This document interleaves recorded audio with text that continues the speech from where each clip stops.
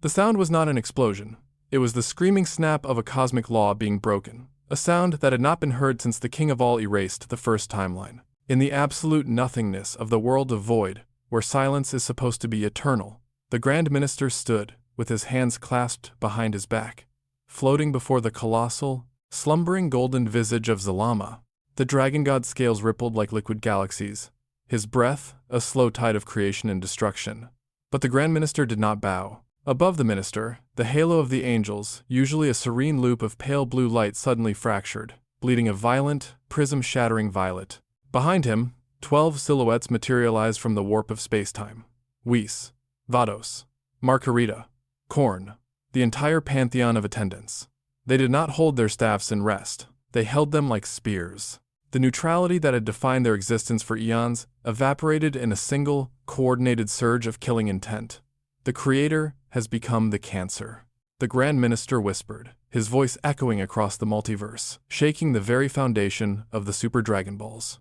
For the sake of existence, the architect must fall. A lance of angelic energy, sharp enough to sever gravity from time, erupted from the minister's palm. It screamed toward Zalama's closed eye, a strike, destined to end a god. But just as the light threatened to make contact, space tore open. A figure clad in torn orange gi dropped from the rift, slamming into the path of the divine spear. Son Goku caught the beam with one hand, his silver eyes wide, his body smoking from the sheer density of the attack, looking not at the enemy, but at his mentor. Whis, what have you done? To witness the moment the servants of order declared war on the god of creation, and to see a mortal stand alone against the heavens, bind your energy to this timeline. Subscribe and ignite the notification bell, so this legend does not fade into the void. The silence of the world of void was not the absence of sound, it was the holding of breath. In this dimension, where time dissolved into a gray, infinite ocean, the great golden dragon Zalama drifted in a slumber that had outlasted universes. His scales were continents of divine gold, each one humming, with the potential to birth a galaxy or swallow a timeline. He was the root from which the miracle of the Super Dragon Balls had bloomed, the architect of possibility itself. And before him, suspended in the nothingness like specks of dust against a sun, stood the custodians of the multiverse. The Grand Minister did not float with his usual terrifying grace. He stood rigid, his small frame casting a shadow that felt heavier than a black hole. Behind him, arranged in a perfect, geometric phalanx, were his children, the angels of the 12 universes. Whis, Vados, Korn, Margarita, Kus. Every attendant who had ever taught a god of destruction the meaning of restraint was present. But the serenity that usually defined their existence had curdled into something sharp and cold. The halos hovering around their necks, typically the soft blue of tranquil water, were flickering. They pulsed with a discordant, violet rhythm, the color of bruised light. It is calculated, the Grand Minister spoke, his voice devoid of malice yet terrifying in its flatness. He was not speaking to his children, he was speaking to the cosmos itself, offering a justification for the cardinal sin he was about to commit. The Creator's dream has become a fever. Zalama's awakening is no longer a renewal. It is a reset. To save the structure of the multiverse, the architect must be dismantled. Whis, standing at the right hand of his father, tightened his grip on his staff. His face, usually a mask of polite amusement, was drawn tight with a sorrow so profound it seemed to warp the space around him. He looked at the sleeping dragon, then at his siblings. They were not warriors, they were gardeners, and they had decided that the great tree of creation was diseased at the root. If Zalama woke, the unchecked surge of creation energy would overwrite the meticulous order the angels had maintained for eons. They were choosing the cage over the jungle, safety over potential. Father, Vados whispered, her voice trembling almost imperceptibly. Is there truly no other path? To strike a supreme creator is to invite the collapse of our own law. The law exists to preserve existence, the Grand Minister replied, his eyes narrowing into slits of glowing lavender. When the law becomes the instrument of extinction, treason becomes duty. Prepare yourselves, the Grand Minister raised his hand. The void shivered. A lance of energy materialized above his palm, not the destructive sphere of a destroyer, nor the key of a mortal, but a concentrated needle of pure erasure. It was a technique forbidden, even in whispers, the angel's guillotine. It was designed to sever the link between a deity and their divinity. Forgive us, the Grand Minister murmured. He threw the lance. It moved faster than instant transmission, a beam of absolute finality that ignored distance, bypassing the concept of travel to simply arrive at its target. It was aimed directly between the colossal, slumbering eyes of Zalama. The universe held its breath, waiting for the death of God. But the impact never came. There was a sound like a thunderclap trapped inside a bell, a resonant, bone-shaking thrum that tore through the vacuum. A shockwave of red and silver light exploded outward from the path of the lance, pushing the heavy atmosphere of the void back in a violent tide. The angels shielded their eyes, their perfectly aligned formation breaking for a fraction of a second. When the light faded, the lance was gone. Drifting in the space between the Grand Minister and the sleeping dragon was a figure no larger than an insect compared to the gods around him. He was smoking, his orange gi torn at the shoulder, his skin searing red from the heat of the interception. Son Goku stood there, one hand raised, his palm trembling as he dissipated the last remnants of the Grand Minister's erasure energy. He wasn't in Ultra Instinct, he wasn't in blue, he was in his base form, but his aura was flickering violently, struggling to metabolize the sheer density of the attack he had just caught. He lowered his hand, shaking the numbness from his fingers, and lifted his head. His eyes were silver, the silver of the technique the angels had taught him, but they were burning with a confusion and betrayal that broke the stoic mask of the state. "Whis," Goku said, his voice rough, echoing in the silence. He didn't look at the Grand Minister. He looked only at his teacher. "You told me angels don't take sides. You told me you just watch." Whis lowered his gaze, unable to meet the eyes of his student. "Goku-san, please, you must step aside. This does not concern mortals. This is a matter of cosmic hygiene." "Hygiene." Goku repeated the word as if it tasted like ash. He gestured behind him, toward the sleeping face of the dragon. "You're trying to kill him in his sleep." "I don't know much about cosmic laws, but I know that isn't justice. That's just murder." The Grand Minister floated forward, his expression unreadable.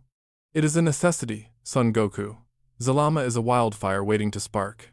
If he wakes, everything you love, your Earth, your family, your timeline, will be consumed by the chaos of his rebirth. We are saving you. Now, move.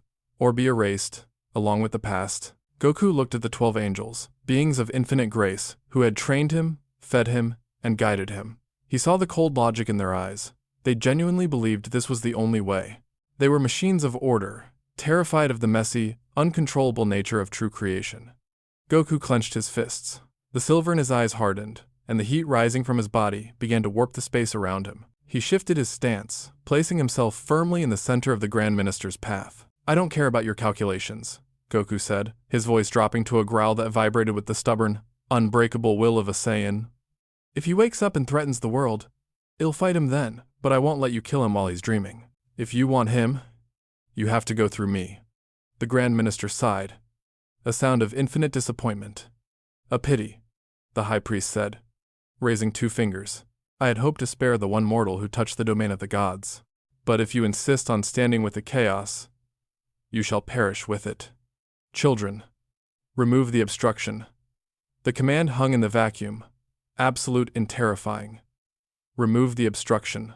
There was no war cry. There was no flare of aura. There was simply a displacement of reality. One moment, the 12 angels were hovering in their phalanx. The next, they were gone. Goku's instincts, honed by decades of battles against tyrants and gods, screamed a single, white-hot warning. He didn't think. He let his body take the lead. His hair flashed completely silver, the heat of perfected Ultra Instinct roaring to life around him like a nebula. He twisted his torso violently to the left, avoiding a strike that wasn't there yet. A millisecond later, the air occupied by his head split apart. Vados was there. Her staff hummed as it sliced through the space he had just vacated, the movement so fluid it looked like a dance step. Before Goku could counter, a pressure tapped his spine. It was a gentle touch, almost affectionate, but it carried the kinetic force of a crashing moon. Goku gasped, his eyes widening as he was launched forward, tumbling through the void. He righted himself instantly, skidding against the friction of the nothingness, but before he could lock his stance, the others were upon him. It was a nightmare of geometry. Margarita and Korn attacked from above and below, their staffs locking together to form a scissor of divine light. Goku roared, flaring his ki to create a shockwave, forcing them back inches. He backflipped, his movements leaving afterimages of silver light. But every place he landed, an angel was waiting. They weren't fighting him. They were pruning him. "Why are you struggling, Goku?" The voice was right beside his ear. Goku swung a backhand, his fist wrapping in the dragon fire of his own spirit. But his wrist was caught. Whis held him, not with effort, but with the casual grip of a teacher correcting a student's posture. Goku looked into Whis' eyes. There was no anger there, only a terrible, devastating pity. "You are using the technique of the angels against the angels," Whis said softly. He twisted his wrist, and Goku felt his entire arm go numb, the ki flow severed instantly. We taught you to move without thinking. But you are still feeling, Goku. You are fighting for a cause. That is why you are slow. I'm fighting for a friend. Goku grit his teeth, forcing his body to override the paralysis. He snapped a kick upward, aiming for Whis Halo. Whis tilted his head a fraction of an inch. The kick passed harmlessly through the air. Zalama is not your friend. He is a force. Does the ant befriend the storm? Whis tapped his staff against Goku's chest. The impact didn't break bones. It bypassed the physical entirely, sending a shockwave directly into Goku's spirit. The silver light in Goku's eyes flickered and died. He plummeted, the breath driven from his lungs, crashing onto an invisible plane of solidified energy the Grand Minister had manifested. Goku coughed, blood spattering against the invisible floor. He pushed himself up on trembling arms. The silver hair faded, leaving him panting in his base form, the black spikes of his hair matted with sweat. He looked up. The 12 angels formed a circle around him, high in the air, their silhouettes framed by the colossal, golden scales of the sleeping Zalama. They looked like stars surrounding a dying ember. You can't win, Vados said, her voice echoing from everywhere at once. You have reached the pinnacle of mortal power, Son Goku. We are proud of you, truly. But your ultra instinct is a borrowed candle. Ours is the sun. Goku wiped his mouth. He stood up. His legs were shaking, but his fists were clenched so tight the knuckles were white. Maybe, Goku wheezed, a smirk ghosting across his battered face. Maybe I can't beat you at your own game. You guys are perfect. You never make mistakes. You never panic. He closed his eyes. The pressure in the void began to shift. It wasn't the calm, flowing water of Ultra Instinct anymore. It was something hotter, something jagged. The void began to rumble, not with the hum of divinity, but with the roar of a beast waking up in a cage. But that's the problem with being perfect, Goku whispered, opening his eyes. The pupils were gone. A golden light erupted from his core, but it was laced with the crimson electricity of a limit being broken. You guys don't know how to improvise, Goku screamed. It wasn't a technique. It was an explosion of pure defiance. He didn't reach for the calm of the angels. He reached for the rage of the Saiyans. He combined the divine ki of the Super Saiyan God with the frantic, uncontrolled power of his mortality. He launched himself not at Whis, but at the gap between Campari and Mojave. He didn't dodge their staffs. He took the hits. The celestial weapon slammed into his shoulders, cracking bone. But Goku didn't stop. He used the momentum of their impact to slingshot himself forward, breaking the circle. He wasn't running away. He was running toward the Grand Minister. Idiot. The Grand Minister murmured, watching the desperate charge. The minister didn't move. He simply stared at the approaching Saiyan. As Goku cocked his fist back, screaming, pouring every ounce of his life force into a single punch intended to disrupt the leader's focus, the Grand Minister blinked. Gravity reversed. Goku's momentum turned against him. He was slammed face first into the invisible floor by his own speed, the force of his punch rebounding into his own arm, shattering it. He lay pinned, crushed by the weight of a universe, compressed into a single point on his back. The Grand Minister floated down, hovering just inches above Goku's head. You mistake chaos for strength, the minister said cold, his voice like ice cracking. You are a brave anomaly, Son Goku, but anomalies must be corrected. He raised his hand. The violet halo above him began to spin, gathering a light that erased the shadows of the void. Farewell. The light of erasure did not burn, it stole. It was a sensation of absolute theft. As the violet sphere descended from the Grand Minister's finger, Goku didn't feel heat. He felt his history being subtracted. He felt the memory of his grandfather fading, the taste of Chi-Chi's cooking dissolving into gray ash, the scream of Namek silencing itself in his mind. To be erased was not to die, it was to have never happened. Goku screamed, but the sound was swallowed by the vacuum. The sphere pressed against his back, eating through the gi, through the skin, gnawing at the very concept of Son Goku. No, it wasn't a thought. It was a refusal. Deep in the marrow of his bones, where the Saiyan biology held its most ancient, stubborn code, a spark ignited. It wasn't the calm light of God Ki. It was the gritty, screaming, survival instinct of a race that had been hunted to the brink of extinction and refused to vanish. Goku drove his single functioning hand into the invisible floor. His muscles tore, his veins bulging like steel cables under his skin. He didn't push the energy away. He pushed himself into existence. He asserted his reality against the void. I am here. With a roar that sounded like tectonic plates snapping, Goku forced his body upward. The violet sphere shattered. It didn't detonate. It simply broke apart against the sheer, jagged density of his will. The Grand Minister's eyebrows lifted a movement that, for him, was the equivalent of a gasp.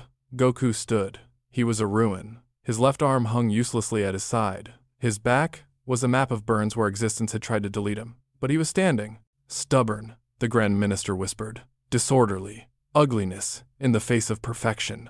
He raised his hand again, the air humming, with a frequency that promised no second chances. Wait. A staff interposed itself between the minister and the Saiyan. It was a simple motion, gentle as a breeze, but it carried enough authority to pause the execution.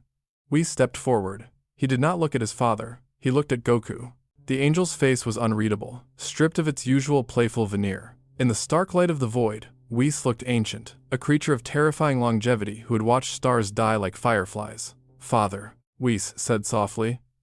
He was my student. If he is to be unmade, let it be by the technique I taught him. Let it be a mercy. The Grand Minister lowered his hand slowly. Do not let your attachment stain your efficiency, Whis. Be quick. Whis turned to Goku.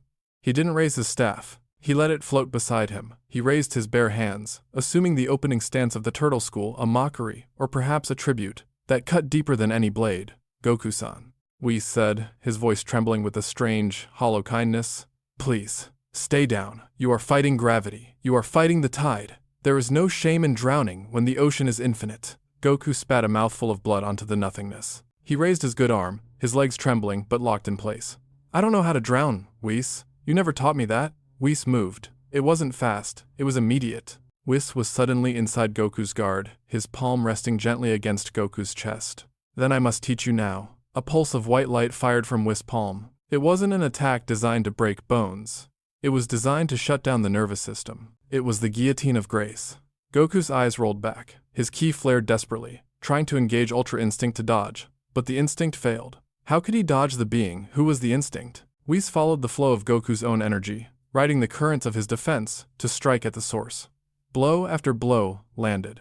Whis struck the pressure points of Goku's soul. A tap to the shoulder that severed the flow of Super Saiyan power. A brush against the knee that collapsed his stance. A strike to the forehead that clouded his mind. It was a surgical dismantling. It was violent, yet horrifyingly non-violent. Whis was taking Goku apart with the tenderness of a doctor euthanizing a beloved pet. Goku collapsed to his knees, gasping for air that wasn't there. He felt his transformations locked away, his body heavy, his spirit dimming. Do you see? Vada's voice floated from above, sad and melodic. We are not cruel, Son Goku. We are inevitable. Zalama is a cancer. We are the cure. You are merely a complication. Goku stared at the ground. The silence of the void rushed back in, louder than before. He could feel them 12 angels, one Grand Minister waiting for him to expire. They were perfect. They were absolute. They were right, according to all the math of the cosmos. But as Goku's vision blurred, he saw something. Beyond the ring of angels, the golden scales of Zalama were glowing. The dragon god wasn't just sleeping. He was dreaming. And in the rhythm of that dream, in the rise and fall of those continent-sized lungs, Goku felt something he hadn't felt from the angels. The angels felt like ice. Clear, perfect, stagnant ice. Zalama felt like fire. Messy. Dangerous. Alive. You're wrong, Goku whispered, his voice a wet rasp. Whis paused. His hand hovered over Goku's neck for the final chop. What was that? Goku lifted his head. His left eye was swollen shut, but the right eye burned with a sudden, terrifying clarity. He wasn't looking at Whis. He was looking through him. You think perfection is the point? Goku stammered, forcing his body to rise 1 inch. Then 2. You think because you don't make mistakes, you're strong. But you're not strong, Whis. You're just safe. Goku's aura flickered. It wasn't the silver of Ultra Instinct. He let that go. He abandoned the technique of the angels. It was too quiet. It was too calm. I don't want to be safe, Goku growled. The void began to shake, not from power, but from resonance. I want to be alive. He didn't reach for a transformation he knew. He reached out with his senses, past the pain, past the angels, reaching for the only other thing in this dimension that understood the chaos of existence. He reached for the heartbeat of the dragon, Zalama. Goku screamed, his voice tearing through the polite silence of the execution. Wake up. The scream did not just travel through space. It traveled through meaning. It was a mortal cry, desperate and jagged, bypassing the logic of the gods and striking directly at the primal core of the sleeping entity. For eons, Zalama had drifted in the amniotic silence of the void. He was not a god in the sense of Beerus or the Kaioshians. He was not an administrator. He was the canvas upon which they drew. He was the potential before the form. And for eons, he had felt the cold, sterile presence of the angels buzzing around him like flies, pruning his dreams, keeping him sedated with their perfect order. But now, something warm had touched him. A voice. A messy, imperfect, burning spark of will. The golden scales, each the size of a galaxy, began to shift. A sound deeper than the universe's foundation rumbled through the world of void. It was a groan, the sound of a mountain range stretching after a millennium of stillness. The colossal eyelid of the dragon god, sealed shut since the dawn of the multiverse, twitched. The Grand Minister stiffened. For the first time, his hands unclasped from behind his back. The serenity on his face fractured, replaced by a flash of genuine alarm. He stirs. The minister hissed. The resonance. The Saiyan has synchronized his frequency with the Creator. Kill him. Now. The order was frantic. The pretense of mercy evaporated. Whis didn't hesitate this time. The sadness in his eyes hardened into resolve. He thrust his staff downward, aiming to impale Goku through the heart, to sever the connection before the dragon could fully wake. The tip of the staff glowed with the light of a supernova condensed into a single point. But the staff never reached Goku's chest. A wall of golden light erupted from the ground beneath Goku's feet. It wasn't a barrier of ki, it was a physical manifestation of reality being rewritten. Whis' staff struck the gold and shattered. The divine instrument, forged from the oldest matter in the cosmos, snapped like a dry twig. Whis recoiled, staring at the broken halves of his staff in disbelief. Goku stood in the center of the pillar of light. He wasn't doing it. He wasn't powering up. He was being filled. Zalama was not waking up to fight. He was waking up to answer. The dragon god, sensing the tiny creature defending him, was pouring his own boundless, chaotic energy into the vessel that had called his name. Stop him. The Grand Minister roared. Formation. Judgment of the 12. The 12 angels moved in a blur of panic. They abandoned their individual styles, flying into a complex geometric arrangement high above the battlefield. They linked their halos, creating a ring of blinding violet light that began to rotate, faster and faster, generating a hum that made Goku's teeth ache. This was their ultimate sanction. The judgment of the 12 was not an attack, it was a cosmic edit. It was a command to the multiverse to simply stop acknowledging the existence of a specific coordinate. They were going to delete the space Goku stood in. Goku looked up. He felt the weight of the erasure building above him. It was heavy, heavier than the spirit bomb, heavier than Jiren's glare. But he also felt something else. He felt the dragon. It wasn't a voice in his head, it was a feeling in his blood. It felt like magma. It felt like the moment before a star is born, violent, creative, terrifying. Zalama was giving him the key, but the dragon was too vast to fight.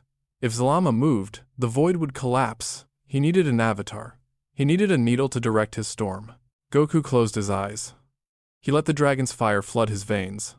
It burned away the fatigue. It burned away the doubt. It burned away the angel's teachings. Calm is not the answer, the dragon's power whispered to his cells. Calm is death. Life is a riot. Goku smiled. It was a feral, dangerous smile. Above him, the Grand Minister brought his hand down. Execute. The ring of violet light collapsed. A beam of pure negation, thick as a city, fired downward, screaming as it erased the air it passed through. It hit the golden pillar where Goku stood. The explosion was silent. Light swallowed the void. The angels watched, their chests heaving, waiting for the confirmation of deletion. But as the light faded, a sound emerged. Thump, thump, thump, thump. It sounded like a heartbeat, amplified 1 billion times. In the crater of nothingness, a figure remained. The orange gi was gone, burned away to the waist. Goku stood there, but he was changed. His hair was not silver, it was not blue. It had lengthened, flowing down his back like a mane of liquid starlight, shifting between deep crimson and blinding gold. His eyes were no longer silver pupils. They were vertical slits, glowing with the ancient, reptilian gold of the dragon. His aura didn't flow like water. It raged like a solar flare, crackling with black lightning that tore small rifts in the fabric of the void. He breathed out, and a plume of steam escaped his lips, smelling of ozone and creation. The Grand Minister took a step back. Impossible. A mortal vessel cannot contain the primal ether. Goku looked at his hands. They were covered in faint, shimmering scales that faded into his skin.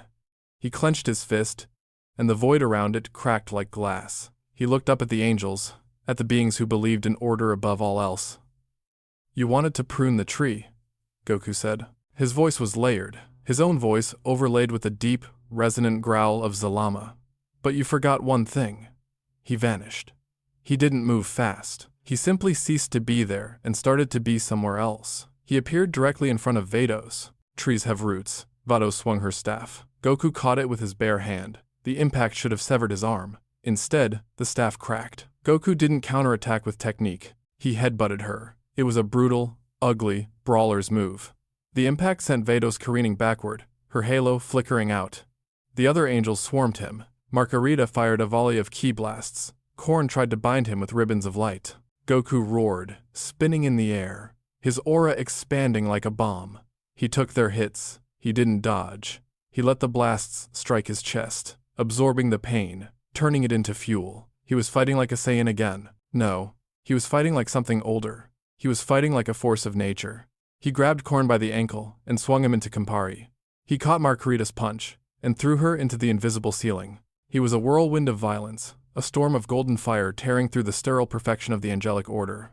He is rewriting the combat data as he fights. Whis shouted, dodging a wild haymaker that tore the fabric of his robes. He isn't using technique. He is using pure causality. He is willing his hits to land. Goku stopped, floating in the center of the scattering angels. He was panting, his body screaming under the strain of containing a god, but his eyes were wild with joy. "Is this your order?" Goku shouted, spreading his arms. The golden scales on his arms flared. "Is this your control? Come on! Try to delete me again!" The Grand Minister's face twisted. For the first time in eons, the High Priest felt a flicker of an emotion he had long forgotten. Fear. "Enough," the Minister said. He began to grow. The small, polite form dissolved. The Grand Minister expanded, his blue skin turning indigo, his halo becoming a ring of blinding white fire. He was done with proxies. He was done with rules. "If the vessel will not break," the Minister thundered, his voice shaking the infinite, "then I shall shatter the reality that holds it." The Grand Minister did not transform like a mortal, he simply unfolded. The diminutive figure, so long associated with politeness and servitude, unraveled into his true, cosmic geometry. He became a titan of indigo light, his silhouette towering over the battlefield, dwarfing even the angels who served him. His eyes were no longer lavender, they were voids of absolute white, staring down with the cold indifference of a collapsing star. The reality of the world of void began to buckle. The Grand Minister was not just powerful, he was the cornerstone of the multiverse's physics. By unleashing his full presence, he was subjecting the dimension to a gravitational pressure that threatened to flatten everything into two-dimensional silence. "You are a glitch in the code," the Minister's voice boomed, vibrating not in the air, but inside Goku's skull. "A rounding error that thinks it is a variable. I will correct you." He raised a hand the size of a mountain. The space around Goku solidified into crystal cubes, a technique of absolute stasis. The prison of seconds. It was meant to freeze Goku in a single moment of time, forever. Goku felt the time-space harden around him. His movements slowed. The roar of his aura was muffled. He was being encased in history, turned into a statue to be forgotten. But the dragon inside him laughed. It was a deep, guttural sound that welled up from Goku's chest. "Stasis?" The dragon's will mocked. "Time is a river. You cannot freeze a flood." Goku grit his teeth. The golden scales on his arms glowed brighter, shifting from gold to a blinding, furious red. The universal blue and ultra instinct were techniques of refinement. This was different. This was evolution. This was the Saiyan ability to adapt, supercharged by the creative engine of Zalama. "I won't be stopped." Goku's muscles expanded, tearing the remnants of his gi. With a scream that shattered the crystal cubes like cheap glass, he broke the time freeze. He didn't just break out, he shattered the concept of the technique. He launched himself upward, a comet of crimson and gold, flying straight toward the colossal face of the Grand Minister. "Insolence," the Minister roared. A swarm of energy lances, millions of them, materialized from the Minister's halo. They rained down like a digital storm, each one programmed to delete whatever it touched. Goku didn't dodge. He flew straight into the rain. He punched the first lance, shattering it. He kicked the second. He headbutted the third. He was taking damage cuts opened on his face, his chest, his legs, but for every wound, the dragon's energy surged to fill the gap, knitting his flesh back together with agonizing speed. He was a paradox of destruction and regeneration. Whis, watching from below with his broken staff, felt a chill run through his immortal frame. He isn't fighting to win, Whis whispered to Vados. He is fighting to exist, and that is why we cannot calculate his movements. We fight for duty. He fights for breath.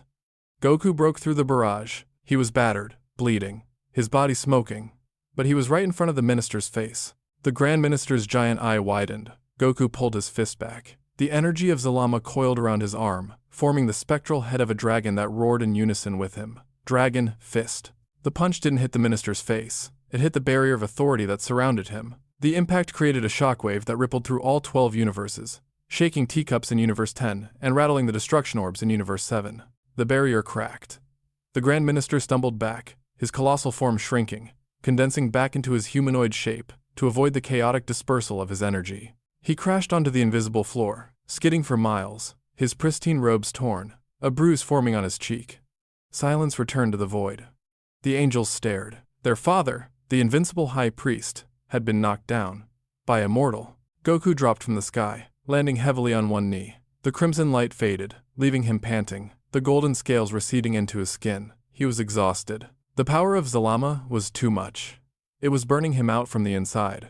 He looked up at the Grand Minister, who was slowly rising, wiping a trickle of blue blood from his lip. Why?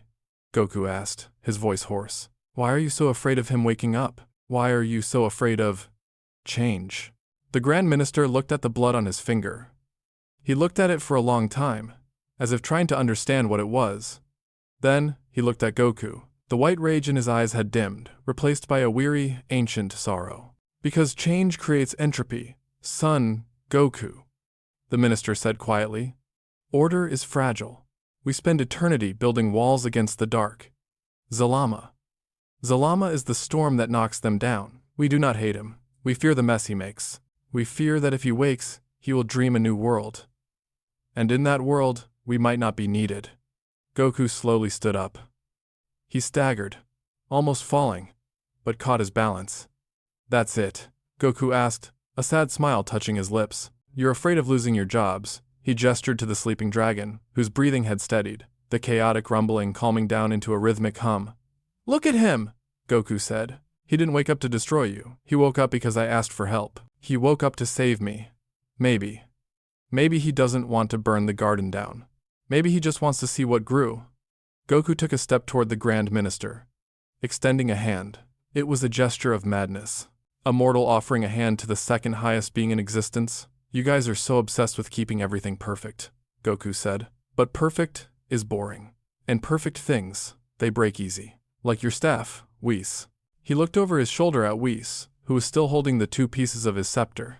Let him wake up, Goku said, turning back to the minister. If he goes crazy, if he tries to destroy everything, I promise, they'll be there to stop him. Well, fight him together. But don't kill him for what he might do. The Grand Minister looked at Goku's hand. He looked at the bruised, battered, imperfect mortal who had just punched God in the face and was now offering a truce. The violet halo above the minister's head flickered. And then, slowly, it dimmed. The Grand Minister sighed. The sound was like a gale wind dying down. The logic of mortals, the minister murmured. It is flawed. It is emotional. It is dangerously optimistic. He looked up at the sleeping Zalama. The dragon's eye was open a crack. A single, golden pupil was watching them. It wasn't the eye of a monster. It was the eye of an artist looking at his work. The Grand Minister closed his eyes. But, perhaps, the minister whispered, logic has reached its limit. The hand remained extended. It was a scarred, calloused hand, trembling slightly from the aftershocks of channeling a creator god. It was the hand of a grandfather, a farmer, and a warrior. Against the backdrop of the infinite void and the terrifying majesty of the celestial hierarchy, it looked absurdly small. The Grand Minister did not take it. To do so would be to collapse the distance between the administrator and the subject, a violation of protocol that could not be undone. Instead, he did something more significant. He bowed. It was a slight inclination of his head, barely a few inches, but in the language of the divine court, it was a capitulation of earth-shattering magnitude. The halo above his head stopped spinning. The killing intent that had saturated the dimension evaporated, leaving the air cool and still. The calculation has been revised, the Grand Minister said, his voice returning to its soft, precise tenor. The variable of will was underestimated. The rebellion is cancelled. Behind him, the 12 angels lowered their staffs.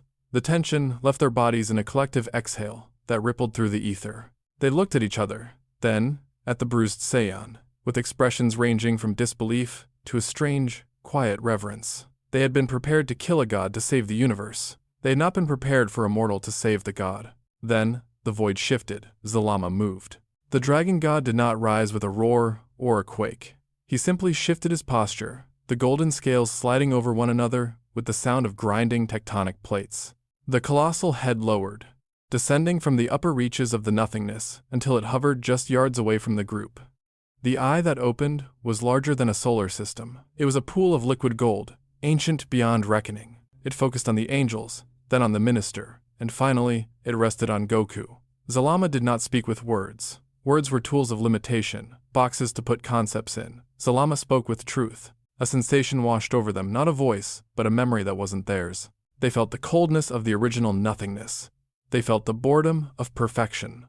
They felt the burning, messy, agonizing desire to create something that could surprise itself. Order maintains the garden. The thought resonated in their souls, heavy and warm like sunlight. But chaos makes it grow. You were right to fear the weeds, my children, but you were wrong to fear the bloom. The Grand Minister closed his eyes, absorbing the rebuke. It wasn't an angry condemnation. It was the gentle correction of a parent telling a child that they had held the bird too tightly. We sought to preserve the frame, the minister whispered to the dragon. We forgot the picture. Zalama blinked. A puff of cosmic breath washed over Goku, healing the cuts on his face, cooling the burns on his arms. The red and gold energy that had wreathed the Saiyan faded completely, leaving him in his base form, his black hair matted against his forehead, his gi hanging in tatters. Goku blinked, looking down at his hands. The power was gone, but the feeling of it, the limitless possibility, remained etched in his spirit. He says he's going back to sleep, Goku said, scratching the back of his head, his voice cracking with exhaustion. He says, "Has tired. Dreaming up universes takes a lot of energy. He speaks to you." Whis floated forward, the broken halves of his staff vanished, replaced by a new one materialized from thin air. "Not really speaks."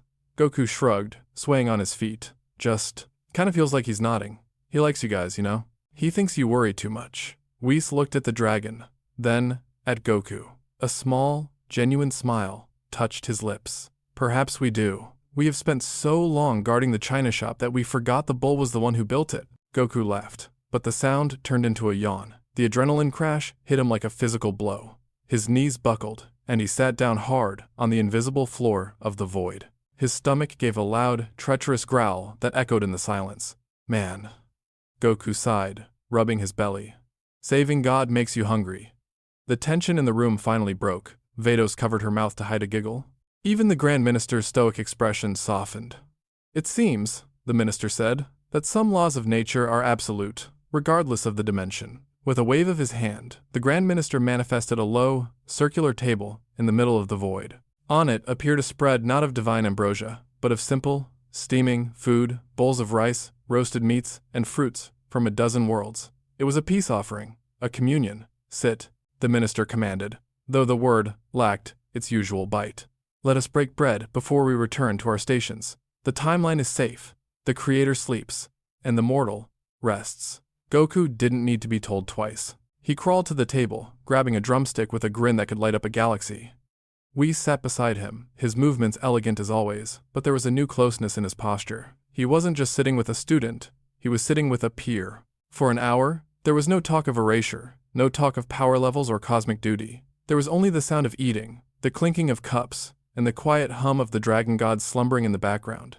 As the meal ended, Goku stood up, wiping his mouth. He looked at Whis. "Does this mean I'm fired?" Goku asked. "You know, since I fought you and all." Whis stood, tapping his staff on the ground. "Fired? Oh, no, Goku-san. You proved today that your training is woefully incomplete." Goku blinked. "What? I beat the Grand Minister!" "Well, kinda. You relied on the chaotic energy of a dragon god to bypass your lack of refinement," Whis said, his eyes twinkling. "You abandoned technique for brute force. It was effective, yes, but it was messy. We have much work to do to integrate that. Passion with true discipline." Goku groaned, his shoulders slumping. But he was smiling. I knew you were going to say that.